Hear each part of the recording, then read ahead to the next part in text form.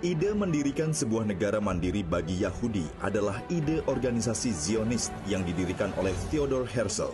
Ide ini adalah respon terhadap ancaman eksistensial terhadap kaum Yahudi akibat gelombang nasionalisme radikal dan gagalnya asimilasi sosial kaum Yahudi yang berkembang di Eropa pada paruh kedua abad 19 yang berpuncak pada peristiwa Holocaust atau pembantaian kaum Yahudi. Mulanya Zionis punya 4 pilihan negara untuk menampung kaum Yahudi, Palestina, Argentina, Uganda, dan Mozambik. Tapi kemudian mereka memilih Palestina karena justifikasi keagamaan akan memudahkan mobilisasi global kaum Yahudi untuk bermigrasi ke Palestina.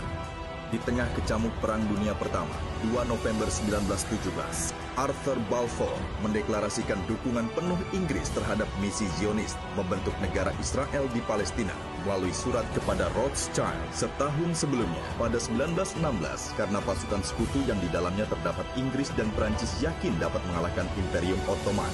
Inggris dan Perancis membuat perjanjian yang akan membagi wilayah kekuasaan Ottoman termasuk Palestina di dalamnya. Perjanjian itu dikenal dengan nama Perjanjian Sykes-Picot.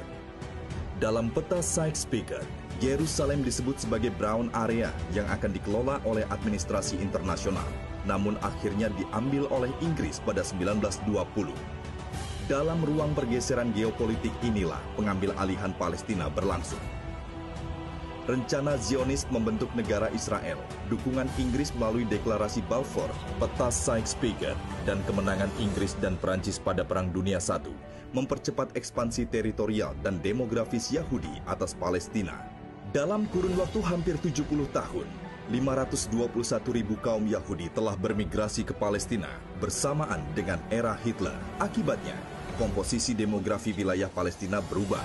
Kaum Yahudi yang awalnya hanya 3% dari total 460.000 penduduk pada tahun 1882 menjadi 31,5% dari total 2.065.000 penduduk pada tahun 1948 di tanah Palestina. Begitulah cerita negara Israel dimulai. Kaum Yahudi sudah memenuhi wilayah Palestina sebelum negara Israel berdiri tahun 1948, yang pada mulanya adalah migrasi terencana Yahudi secara masif, berakibat pada konflik penguasaan lahan hingga tanpa disadari oleh bangsa Palestina berujung dengan penjajahan. Sayangnya saat itu lembaga internasional tidak berpihak pada Palestina. PBB justru menetapkan resolusi PBB nomor 181 tahun 1947 membagi wilayah Palestina menjadi 3 zona, yaitu untuk pemerintahan Israel, pemerintahan Palestina, dan zona bersama yang dinamakan Al-Quds atau Yerusalem.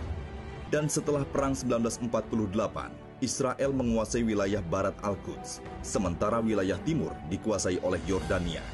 Namun, wilayah timur Al-Quds tersebut kemudian dicaplok oleh Israel pada tahun 1967.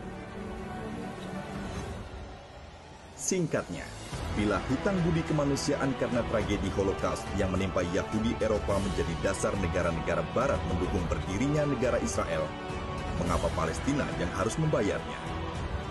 Logika apa yang membenarkan kaum Yahudi yang menjadi korban pembantaian di Eropa sekonyong-konyong datang ke tanah Palestina dan berbalik menjadi pelaku pembantaian kaum Muslim di Palestina? Dan kini, 100 tahun kemudian, pengakuan Trump atas Yerusalem dan Al-Quds sebagai ibu kota Israel 6 Desember lalu menyempurnakan skenario 1 abad Zionis. Sesuai mimpi Bapak Negara Israel, Theodor Herzl, tidaklah sempurna tanpa Al-Quds. Kemerdekaan Palestina ini adalah misi konstitusi kita. Ya.